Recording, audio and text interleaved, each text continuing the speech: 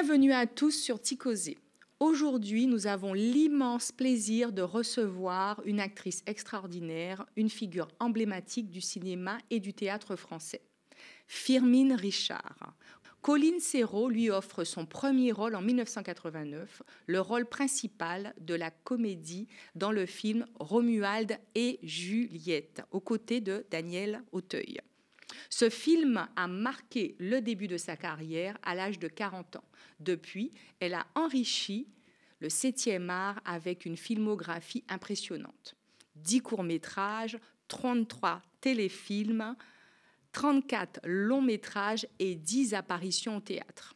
Née en Guadeloupe, Firmin Richard a passé son enfance et son adolescence sur cette île avant de rejoindre la région parisienne à 18 ans. Après avoir travaillé au PTT, puis à la RATP, elle revient en Guadeloupe en 1979 pour travailler au conseil régional. Son talent et sa passion pour la comédie l'ont rapidement amenée à une carrière d'actrice reconnue, marquée par des rôles mémorables au cinéma, à la télévision, au théâtre. Firmin Richard est aussi engagée politiquement et socialement.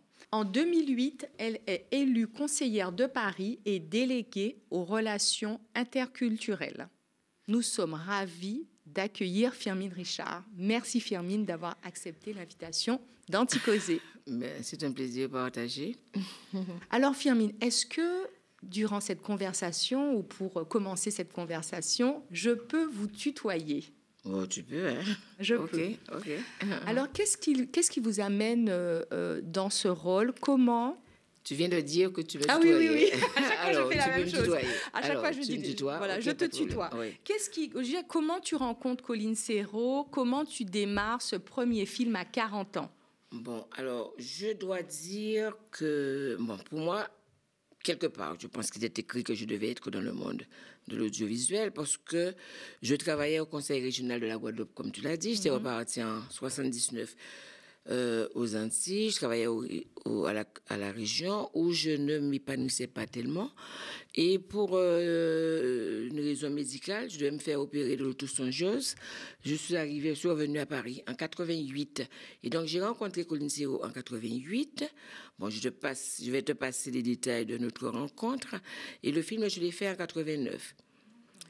La rencontre s'est faite pas d'abord avec Colline, mais avec sa directrice de casting qui cherchait le rôle féminin de ce film, Romuald et Juliette.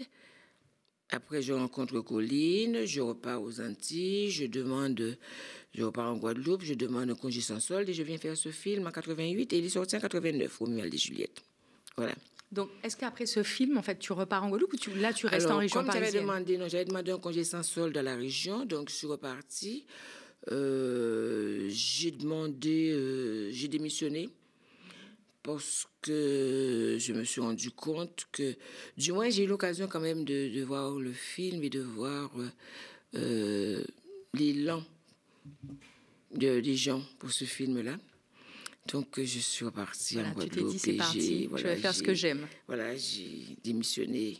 Et puis, je me suis dit, les gens ne viennent pas me chercher. S'ils veulent me faire un film encore, ils ne viennent pas me chercher aux Antilles.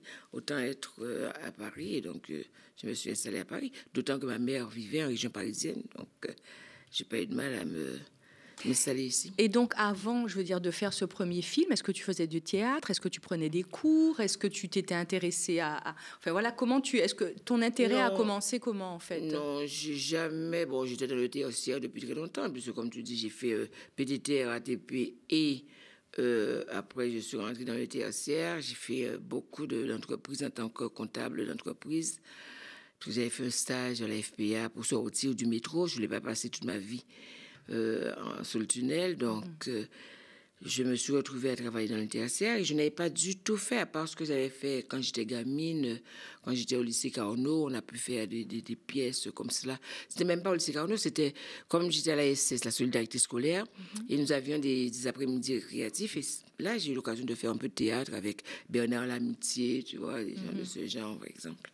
Mais je n'ai plus pratiqué cela adulte. D'accord. Donc là, quand tu fais ce film, est-ce que là, tu te dis, je vais prendre des cours de théâtre, je vais m'inscrire, je vais faire quelque chose pour être repéré, ou alors tu rentres directement, tu commences à faire des castings, tu as un agent, Non, comment pas ça se plus que passe ça? cela. Bon, j'étais appelée à faire la promotion du film. Mhm. Et donc j'ai vu comment les gens Avait un appréciaient ce intérêt. personnage. Voilà, Mhm. pour ce personnage. Et comme j'ai eu l'occasion d'aller aux États-Unis pour présenter le film, à New York, je suis allée, j'avais deux guides américaines. Et je leur ai dit que, d'abord, je ne comprenais pas pourquoi les gens me trouvaient du talent. Et donc, je leur ai parlé de l'Actor Studio dont dont j'avais entendu parler. Je leur disais, mais j'aurais bien aimé aller à l'Actor Studio parce que c'était la méthode de Strasberg qui était faitable, parce que j'avais quand même lu depuis. Entre-temps, j'avais quand même lu les choses sur le cinéma et autres. Et donc, mes guides m'avaient conseillé d'aller à la Lee Strasberg Institute. Et parce qu'ils me disaient que c'est plus facile de rentrer là que d'entrer comment dirais-je, Au studio acteur.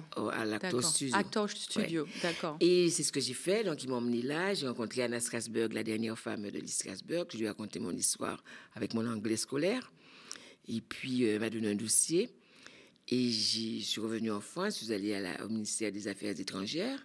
Et j'ai obtenu une bourse pour partir aux États-Unis, à la Lee Strasberg Institute, où je me suis challengée. Je me suis dit, je vais améliorer mon anglais tout en apprenant l'art dramatique. Parce que je ne comprenais pas, j'avais fait naturellement, effectivement, Ce rôle. le film de Colline. Et en fait, c'était la méthode de Strasberg que j'avais, sans le savoir, adopté, quoi. Et tu restes combien de temps Je suis restée à 6 New mois York? là-bas. À New York. Non, à Los Angeles. À Los Parce qu'il y avait Angeles. une école à Los Angeles, une école à New York et une à Londres. J'avais choisi de partir à Los Angeles. Donc, je suis restée 6 mois là-bas. Et après, tu reviens à Paris? Je suis revenue à Paris et là, je me suis... si tu veux, ça m'a donné confiance en moi. J'ai compris pourquoi les gens avaient aimé ce film. Et donc, je suis revenue très confiante, me disant, si je dois faire... Moi, je saurais. Je ne savais pas si j'allais pouvoir refaire ce que j'avais fait dans ce film-là. Et donc, j'avais compris le mécanisme. Et puis, je suis revenue. Et puis, j'ai travaillé. J'ai eu la chance.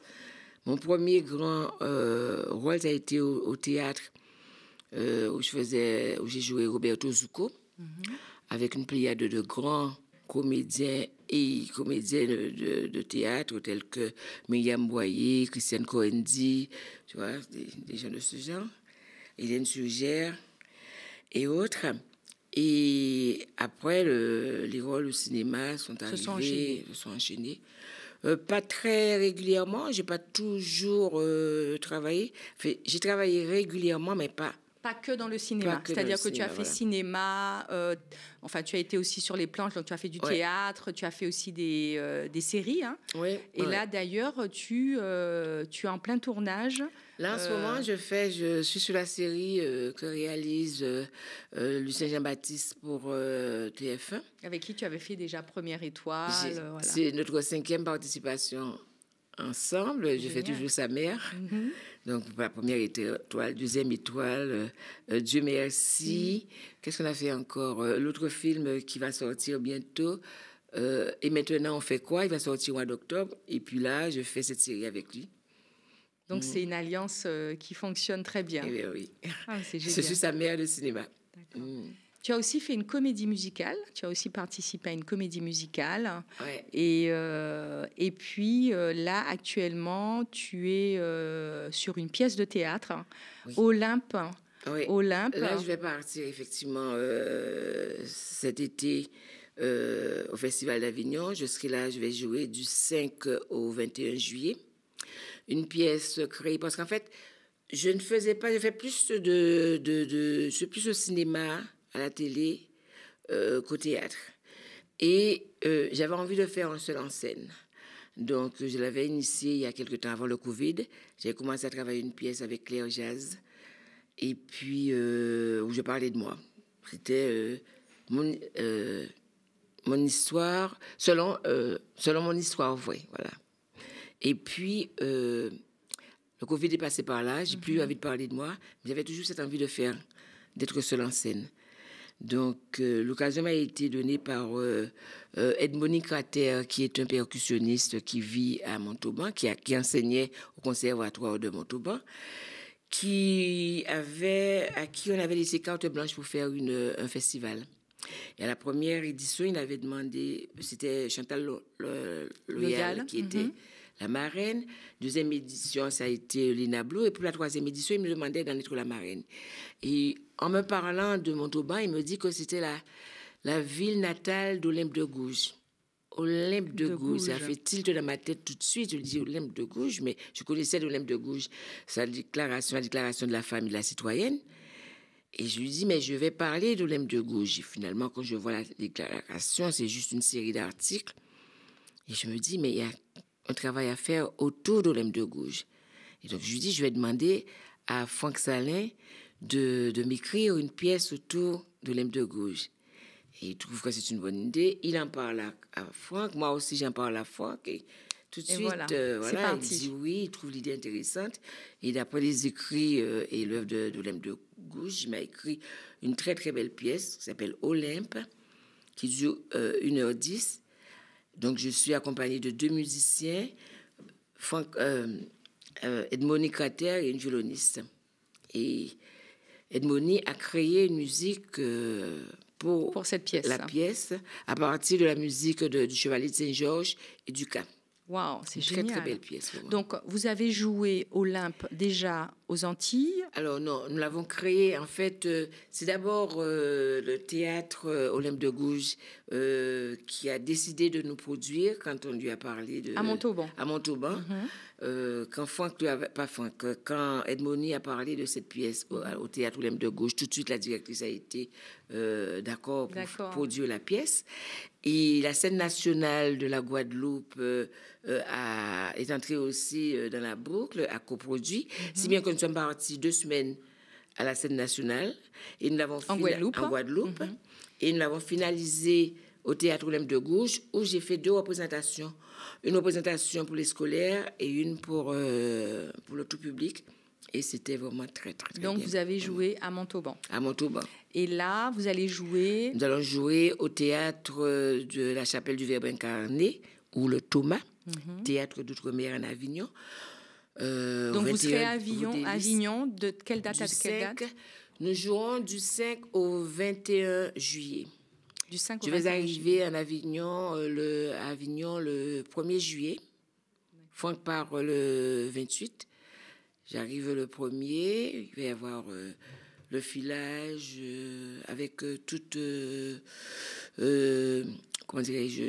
compagnies qui seront au Thomas. Et nous commençons à jouer le 5. Donc, avec toutes ces activités que vous avez déjà, donc le théâtre, le cinéma, les séries télévision, vous trouvez encore le moyen de vous investir en politique à un moment? Non, en fait, j'ai été investie. Je me suis. Enfin, je voulais savoir un peu comment ça se passait de l'intérieur. Donc, j'ai été élue en 2014, je crois. Oui, avec... c'était le dernier mandat de Bertrand Delanoë.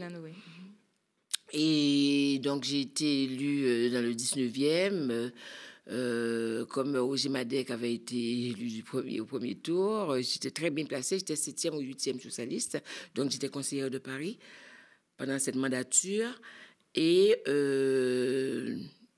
jusqu'en 2020, j'étais aussi conseillère, juste conseillère d'arrondissement. Je n'étais pas conseillère de Paris parce que, bon, les choses ne se sont pas passées de la même façon avec Roger Madec qu'avec son premier adjoint qui était devenu maire.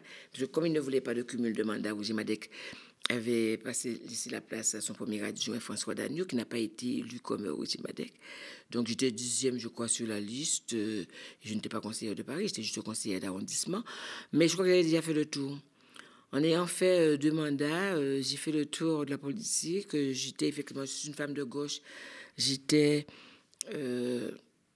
effectivement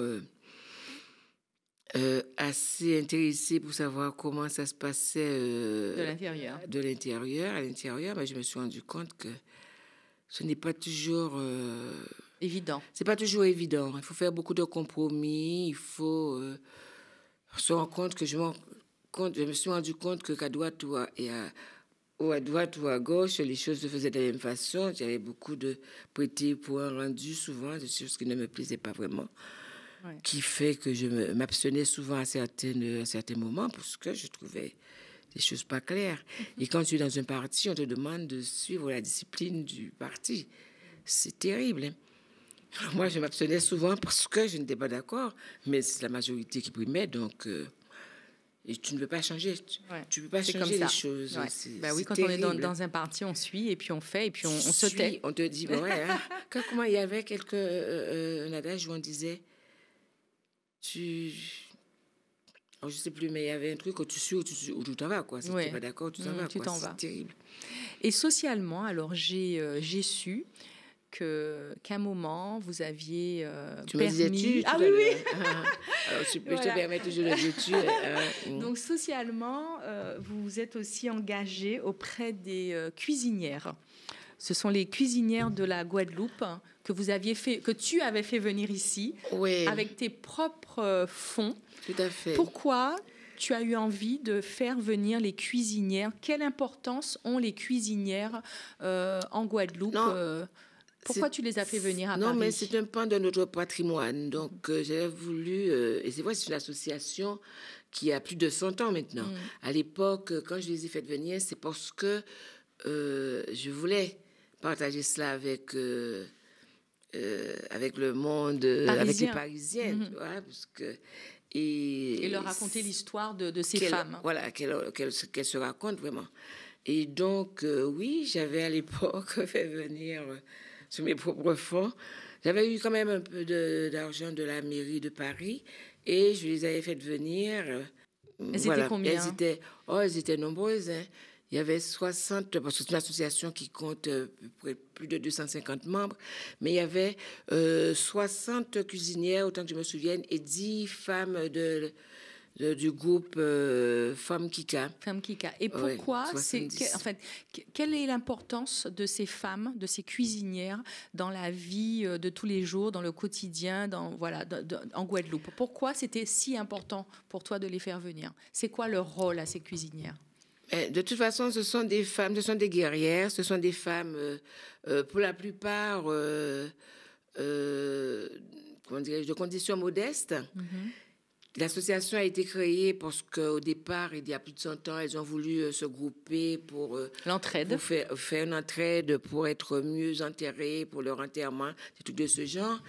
Et elles véhiculent tellement de choses du pays, elles ont tellement de valeurs, elles véhiculent tellement elles transmettent tellement de choses à nos jeunes, à notre jeunesse, que j'avais envie effectivement que les gens d'ici, que les jeunes d'ici les rencontrent, les connaissent aussi. Et j'avoue que je n'ai pas, parce que ça part on trouve des petites jeunes, des enfants de 2 ans, qu'elles commencent à marcher, jusqu'aux femmes de 60, 80 ans, 70 ans, 80 ans, qui sont encore dans les cuisinières. Et pour moi, c'était intéressant. La transmission qu'elle pouvait apporter effectivement à notre jeunesse. Donc c'est une transmission de solidarité, d'entraide. Quand on est dans des difficultés, ce sont des femmes qui ont toujours été là. Hein. C'était voilà. Et elles ont tellement de choses à raconter, à transmettre à notre jeunesse, que j'avais envie effectivement de partager ça avec la jeunesse d'ici et puis les Parisiens, quoi. Alors Firmin, en Guadeloupe, on va dire les Guadeloupéens, la Guadeloupe a un amour très important pour vous, la femme que vous êtes, hein, en plus de la comédienne, la parisienne qu'on voit sur les chaînes, sur les écrans géants dans les salles de cinéma parisiens et même en Guadeloupe. Ils ont un amour pour vous et ils vous le rendent bien. J'ai su qu'il n'y a pas si longtemps, le resort Arawak, hein, l'hôtel, a créé une suite, Firmin Richard. Ouais. Qu'est-ce que ça vous... je veux dire, quand vous entendez ça, quand vous êtes invité par ce couple qui a repris cet hôtel et qu'on La vous Wawa, annonce que vous avez une chambre, une suite à votre nom. Alors moi, j'avoue que je descends souvent. Moi, quand je vais aux Antilles, comme je n'ai pas une maison bâtie là-bas, je vais souvent à l'hôtel. Et depuis que effectivement le couple Sainte-Luce a repris la Wawa, que je descends souvent là. Et c'est vrai qu'il y a il y a à peu près 2 ans que euh, Pierre Sainte-Luce m'avait dit, mais ils ont inauguré une suite au nom de Jacob. Et il m'avait dit, mais on va inaugurer une suite à ton nom. Et puis ça s'est fait l'année dernière. Effectivement, je me suis sentie très flattée, honorée de me retrouver. D'ailleurs, ma suite se trouve à côté de celle de Jacob. Et c'est vrai que ça fait plaisir, parce qu'il y en a eu d'autres. Il y a eu Madame Schwarzbart, Simone Schwarzbart, Marie Condé, des grandes Patrick Chamoiseau. Donc, oui, je me sens très honorée et flattée d'être considérée comme ces grandes personnalités de chez moi. Oui, oui. Et puis vous aussi, vous avez été honorée par le conseil départemental. Oui, le conseil départemental a décidé d'honorer nos personnalités ou ceux qui font rayonner les Antilles à l'extérieur comme à l'intérieur de leur vivant. Et donc, j'ai commencé, ils ont mis ce concept en place l'année dernière. Et cette année, ils ont voulu commencer avec moi, si bien que le 29 janvier dernier, j'étais justement aux Antilles déjà. Et ça s'appelle un ziédou, on ziédou. Ils appellent ça anti-ziédou. Anti-ziédou. Et anti-ziédou, ça veut dire quoi? Anti-ziédou, c'est un clin d'œil en français. Donc, on fait un clin d'œil à quelqu'un de son vivant. Je trouvais le concept assez intéressant. Et donc, oui, j'ai été honorée au début de l'année par le conseil régional départemental de la Guadeloupe, oui. Et est-ce que tu vas souvent en Guadeloupe? Oui, dès que l'occasion se présente, j'y vais. Je suis allée dernièrement. Là, je suis allée pour l'inauguration et aussi, c'était l'anniversaire c'était le premier anniversaire du club Femmes d'Outre-mer. Donc, j'ai fait d'une pierre deux coups. Je suis allée pour l'anniversaire et pour l'inauguration de cette suite. Et la fois d'avant, j'étais allée pour la sortie du film Deuxième Étoile. Je suis allée en compagnie de Kev Adams pour... pas la Deuxième Étoile, pardon. Maison de retraite 2. Maison de retraite 2.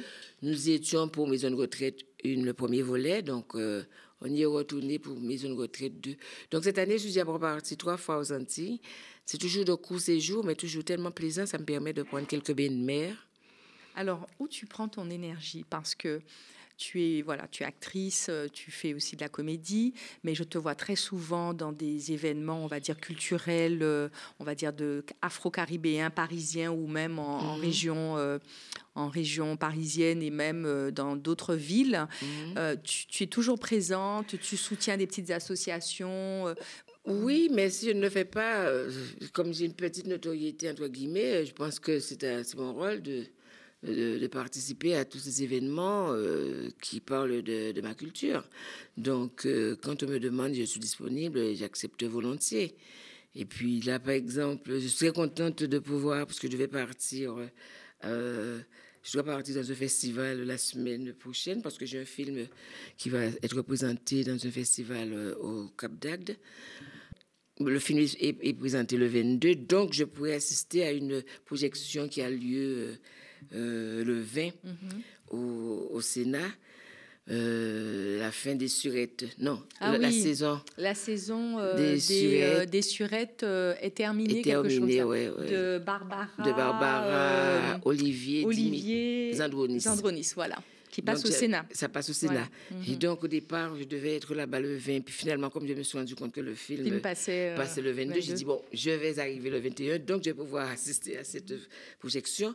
Non, tout ce qui a un rapport avec ma culture et les Antilles m'intéresse. Donc, j'essaie d'être présente. Oui. Et qu'est-ce que la femme, Firmin Richard, fait pour s'occuper d'elle à ces moments de... Voilà. Alors, ce que je fais, je n'en fais pas assez.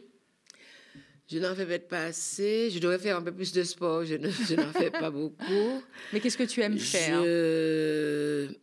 c'est que je suis mal organisée, je crois. Parce que je devrais faire du sport. Alors, qu'est-ce que je fais? J'ai commencé il y a très peu de temps à méditer. Et puis, alors j'avoue que je suis très croyante. Donc, c'est ma foi, je pense. Je puise mon énergie dans ma foi. Je prie. Je ne vais pas forcément dans les églises, hein, mais je prie. Et puis, voilà, je dors. Je crois que je dors. Je dors.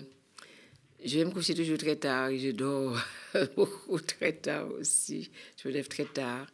Non, mais je ne fais pas assez d'activités. Chaque fois, je dis vouloir en faire davantage, mais je n'en fais pas. Je voulais aller en salle. Je commençais une fois à faire de la natation. Finalement, j'ai laissé.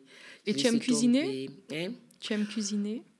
Cuisiner, non, je dirais que je cuisine par nécessité. Mais tu n'aimes pas ça? Mais je n'aime pas forcément cuisiner. Je trouve ça, je suis admirative des gens qui prennent du plaisir à cuisiner, à créer des plats. Moi, non, je ne dirais pas que je le fais par nécessité. Je suis un gourmet, mais je ne suis pas cuisinière. Il y a plein de choses comme ça que je fais par nécessité, telles que conduire. Je conduis par nécessité, je n'aime pas conduire. Donc, tu n'as pas de voiture ou tu... J'ai une voiture. Mais tu ne conduis pas tout le temps. Oui, il me faut une voiture pour mon autonomie.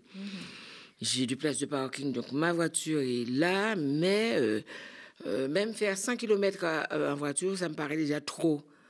Je prends le train, parce que j'aime bien être dans le train, on peut somnoler, on peut lire, mais il me faut une voiture pour aller faire mes courses, pour sortir le soir. Je ne vis pas en France sans une voiture. Ouais. Donc Firmin, tu vas nous rappeler les dates pour la pièce Olympe. Oui. Donc, tu nous as dit que vous étiez à Avignon. Oui, Olympe sera joué à 18h15 du 5 au 21 juillet au Thomas, qui est théâtre d'outre-mer en Avignon. Le lieu s'appelle La Chapelle du Verbe incarné et c'est au 21 rue des Lys. Donc, tout le monde à Avignon au mois de juillet. Ceux qui sont à Avignon. Ceux qui sont libres, peuvent prendre un billet de train, aller à Avignon, voir Olympe, qui est une D'ailleurs, superbe ils peuvent même pièce. faire l'aller-retour parce que la pièce se joue à 18h15, dure 1h10. Donc, ils peuvent même prendre un train le soir et repartir à Paris. Parce que c'est vrai que se loger en Avignon n'est pas toujours chose aisée. Mais ils peuvent prendre le train, faire l'aller-retour. Et puis, en plus, ça leur permettra de découvrir venir à Avignon ce théâtre. La journée, voilà, découvrir ce lieu-là. Qui a été créé par Greg Germain et sa compagne Marie-Pierre Bousquet. Voilà, ouais. Et c'est un très beau lieu. J'ai vu le lieu s'améliorer d'année en année. Il y a même un studio radio à l'intérieur. En tout cas, j'espère que c'est vraiment très agréable. J'espère que Greg viendra nous raconter toute l'histoire de ce lieu qui est incroyable à Avignon et qui promeut le théâtre des Outre-mer. Des Outre-mer, tout à fait. Merci Firmin. Mais je t'en prie. C'était vraiment un plaisir. Merci pour moi aussi.